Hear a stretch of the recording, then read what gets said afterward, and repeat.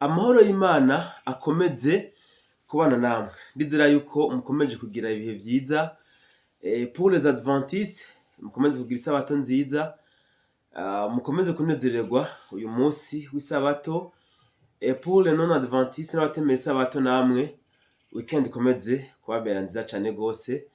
Kubera yuko ni umunsi novuga ko muri mu miryango yanyu abenshi muteramanye n'imiryango yanyu, kubera ko niko karyo keza mufise mu ndwi ko gushobora kuba mwokwirigwana n'imiryango yanyu. So nanje ndakomeye, ndameze neza kabisa aho ndi, ndatuje kandi ndatekanye. Nje muri kino kiganiro kugira ngo tuganire kuri bimwe n'ibindi. Guys, Uburusiya n'Ubushinwa bwamaze kugaragaza aho bahagaze kubwiza intambara ziriko zirabera ku butaka bwa Kongo. Mandi majambo, Uburusiya n'Ubushinwa bavuye mu gacerere barerekana imbono yabo. Ni ibintu novuga ko bitagiye koroha hano ku butaka bwa Kongo. Ni nyuma y'igihe izi ntambara zitangura, Uburusiya n'Ubushinwa bari mu gacerere katagira uko kangana. Bamwe n'abandi bakibaza bati none uruhande Uburusiya n'Abashinwa bafise muri izi ntambara nubuhe?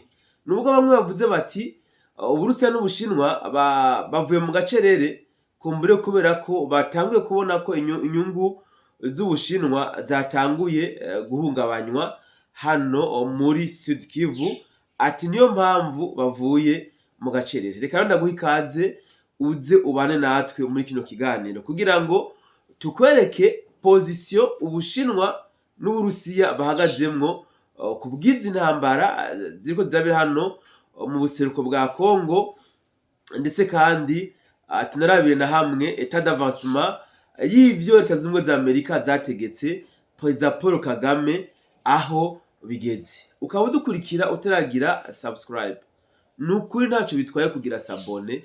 Fyonda aho handitse sabone canke subscribe, bivana n'uri telefone yawe iri configuremwo, hama urabe yuko hari ico bigutwara. Nta na kimwe, ni ukudufasha kugwiza umuryango wa B-Info. Kandi ikindi tubasaba nuko tuzagura muri commentaire, duhere muri commentaire kuko ibi tuba tugiye kuvuga ndazi yuko abenshi muba mubizi cane kudusumbya, mugabo kubera ko kumbure ama profile mufise atabakundira ko mwoza muraja ku ma ecran ngo mubisobanuramwe n'abandi, muhitamwo gutekereza. Duhere muri commentaire kugira ngo muze muradu complete.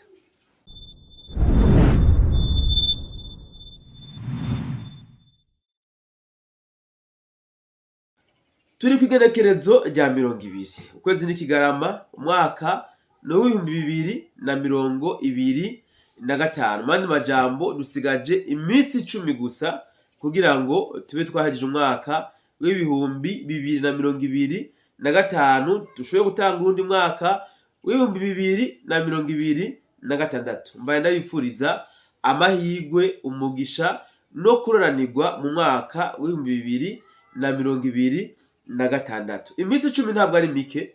Bamwe nubwo bavuga ngo ni mike cyane gose, mugabo je ndavuga yuko iminsi 10 atari mike. Buriya abimana idoshobora kuzigama mugashika muri uriya mwaka tuzoba tugiye gutangura. Mbaye ndabipfuriza kabisa yuko muzogira amahigwe, ivyo mutashuye kuronka muri umwaka wa 2025, Imana ize ibibaronse muri uriya mwaka wa 2026. Ntabwo nje kubatebera, nje kugira ngo turabire hamwe position Ubushinwa n'Uburusiya bagaragaje ko bafise hano mu burasirazuba bw'igihugu ca Kongo. Ndabibutse yuko mu biganiro nabashikirije ku munsi w'ejo naraberetse yuko President Chilombo ntabwo yizigiye gusa, ndagashizeko inguvu za Leta Zunze Ubumwe za Amerika. Mandi majambo, President wa Kongo ahahagaze nuko Leta Zunze Ubumwe za Amerika ziramutse zikemuye ikibazo afitanye n'u Rwanda, ubwo azoshima Imana kandi azonashimagiza Leta Zunze Ubumwe za Amerika. Ariko nka hamwe batobikora, ntabwo President wa Leta ya Kongo areze amaboko, arafise izindi nguvu yishimirize. Izo nguvu, izindi nguvu nazo ngira ngo bamwe n'abandi musanzwe muzizi, abatazizi nazo nabo mugiye kuzibona mu minsi itari myinshi cyane gose, kubera ko batanguye kwigaragaza, batanguye kwishira ahabona. Perezida w'igihugu cy'u Burundi yakomeje gusemerera avuga ati ntabwo dushobora kwihanganira kubana n'inyeshamba z'igisebo na M23. Mandi majambo, ntabwo umubano wacu na M23 nka hamwe woguma ku butaka bwa Uvira ushobora kuba woba neza na gatoya. Aho bamubaje ico kibazo agaca avuga ati twebwe tuzoca tugira iki, tubarasa tubirukana. Uyu ni perezida w'igihugu cy'u Burundi, son excellence Evariste Ndayishimiye. Ivyo yavuze rero n'Uburusiya nivyo bwahejeje, nivyo bwavumereye, aho Uburusiya bwavuze ikintu busa nkaho buriko buragitumbereza kuri Leta Zunze Ubumwe za Amerika. Uburusiya bwavuze ikintu gikomeye cyane, aho busa nkaho bwariko burabitumbereza kuri Leta Zunze Ubumwe za Amerika. Ni ahantu bwavuze ngo buriyamirije intambara ziguma zegera imipaka y'u Burundi. Ubu n'Uburusiya, Vladimir Putin, ntabwo ari son excellence Evariste Ndayishimiye, no. Uburusiya bwavuze buti turiyamirije yuko izo ntambara ziguma zegera igihugu cy'u Burundi, ngo kubera yuko zishobora gukwega intambara y'akarere. Ahantu ndagomba ntagare gatoya, excellence Evariste Ndayishimiye yarabivuze, haraheze igihe abivuze, kandi no ku munsi w'ejo niba ntihenze yarasubiye kurivumera rino jambo. Aha yavuze ati izi ntambara zirashobora kwadukamwo intambara z'akarere, kandi niko biri. N'Uburusiya bwaje buvuga ibintu neza na neza bisa n'ivyo perezida Evariste Ndayishimiye yavuze. Bamwe n'abandi bati none intambara z'akarere zishobora kwaduka gute, ko twebwe turabona inyeshamba z'u Rwanda arizo ziriko ziragwana ku butaka bwa Kongo n'igisirikare ca Leta ya Kongo hamwe n'abawazarendo. Uburusiya bwavuze buti izi ntambara nka hamwe zoguma zegera imipaka y'u Burundi zirashobora kwadukamwo intambara y'akarere. Reka je ndabasobanurira uburyo zishobora kwadukamwo intambara y'akarere. Musanzwe muzi yuko igihugu cy'u Rwanda gisharitse cyane igihugu cy'u Burundi. Ibi vyatumye u Burundi bwamabugavye, bwama muri position de défense. Cette fois ci tunayita position de défense kubera yuko une fois hoba navyite agakosa gatoya, hoba agakosa gatoya ku yindi ncuro hagakorokera igisasu ku butaka bw'u Burundi, co bikirashwe n'abisone ya M23, co bikirashwe na RDF, co bikirashwe na FARDC kirivuna izi nyeshamba, kigakorokera ku butaka bw'u Burundi. Mumenye yuko cette fois Burundi dufatiye kuvyo ambassadeur Zeferi yavuze aserukira Burundi mu kanama ka ONU, tugafata no ku majambo son excellence Evariste Ndayishimiye yavuze, tukanafatira no ku majambo chef d'état major general Full Prime yavuze, birabonekana yuko cette fois-ci Uburundi butazoba muri position de défense, ahubwo buzoca buja muri offense. Ibi niko tuko turayibonesha amaso, kukaba nkako n'inyeshamba z'u Rwanda nazo nyene mwarabonye yuko zakebwe, zabyicuze, aho mu matangazo bavuze zasohoye zivuga yuko ngo ntizishobora kwemerera umuhari n'umwe woza uhungabanya igihugu cy'u Burundi uciye mu buce zino nyeshamba zamaze kwigarurira. Iki ni ikintu gihambaye cyane, nuko bamaze kubona yuko ntamwe bokora ikosa urusasu cyangwa igisasu kigakorokera ku butaka bw'u Burundi, intambara zo bitangwe hagati y'u Burundi n'u Rwanda mu buryo bweruye. Nkoreshe iyi mvugo. Ariko kandi rero ndagomba ndabereka ikintu kimwe gitangaje.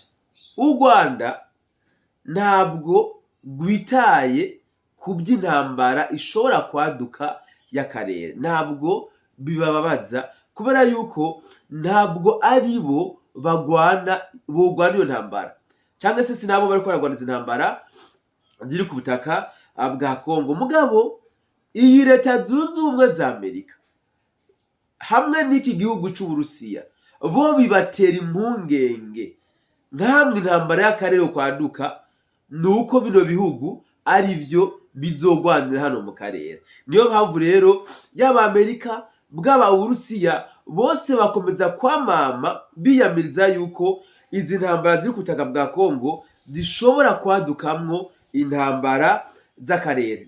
Bino bihugu birazi cane, reka ndavyita abana babo mu Burundi, u Rwanda barabazi cane gose, barazi yuko basharikanye kandi barazi yuko umwe n'uwundi yiteguriye kuba yo kwataka uwundi nka hamwe hoboneka imbarutso ifashe. Niyo mpamvu rero bihugu bitifuza yuko zino ntambara ziri muri Kongo zishobora kuba zo kwadukamwo intambara y'akarere. Uburusiya hari ayandi majambo akomeye bwavuze. Ikintu ca mbere ngiye kuvuga nuko Uburusiya bwashigikiye imyanzuro cyangwa se amadecision yafatiwe muri karya kanama ka Loni garutse kuba ku mutekano, aho basabye yuko inyeshamba z'u Rwanda dans les meilleurs délais zigomba gukura ingabo zabwo cyangwa se ingabo zabo ku butaka bwa Kongo. Ibi Uburusiya bwaje bubishigikira ndetse bunashimangira yuko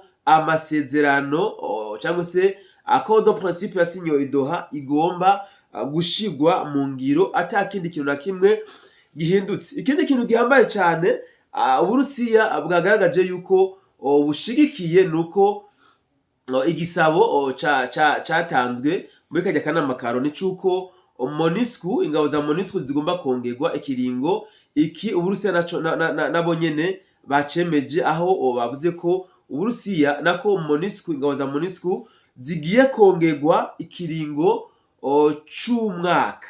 Ikiringo c'umwaka ingabo za MONUSCO nico zigiye kongerwa kugira ngo zirabe ko zikomeza gufasha hano mu burasirazuba bw'igihugu ca Kongo. Noneho ingabo za MONUSCO ubwo ziremerewe ko zishobora kuza no gukorera hano muri Sud Kivu. Tubutse yuko zari zisanzwe ziko zirakorera muri Nord Kivu. Uburusiya bukomeje novuga gushimangira cyane ibi byafunditswe hariya mu kanama ka Loni. Ndetse ikindi kintu gihambaye novuga ni nk'itangazo ryahawe inyeshamba z'u Rwanda nuko zasabwe ko zigomba kuja ku birometero 75 n'igisagara ca Uvira. Aha ni nuvuga ko ari ikintu gihambaye cyane gose.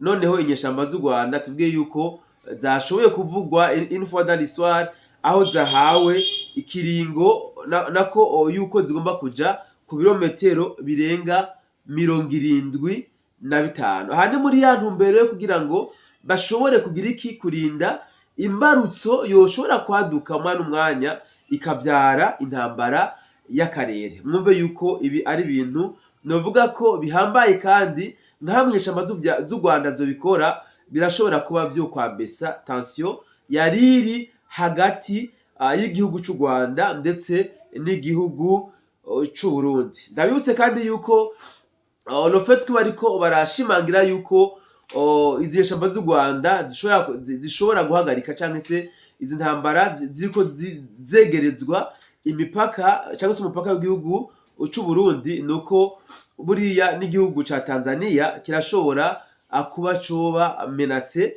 dufatiye ko naco nyine ubwaco gisanzwe gisa naho gihana umupaka n'igihugu ca Kongo biciye mu nzira y'amazi. Reka rero mbe ndabashimira mwebwe mubanye nanje muri kino kiganiro kigufi mpejeje kubashikiriza. Kumbure niraza kuronka andi makuru ndaza kuyabagandirizako, kubera yuko uyu munsi nza kuba hafi novuga ya telefone zanje ndetse naho ndiko ndabashikiriza ibiganiro. Niyo mpamvu mvuze ko umwanya ku mwanya nza kuza ndabashikiriza ama update aza arabonekana. So ariko kandi kumbona aza kubashikiriza n'ibyakunda ico Ubushinwa bugona nabwo nyene kubwiza intambara ziriko zirabera hano ku butaka bwa Kongo. Ariko kandi mwibuke yuko Ubushinwa n'Uburusiya bisa nkaho ari amahasa cyane yo hagize amatati yaduka, kimwe muri bino bihugu kikaba ngombwa yuko gishobora kwivanga muri amatati, ubwo n'ikindi ntabwo gisigara inyuma. Reka rero nkomeze kubashimira mwebwe mwari mubanye nanje muri kino kiganiro, ariko nkomeza kubibutsa yuko tugomba kugwiza umuryango wa BF.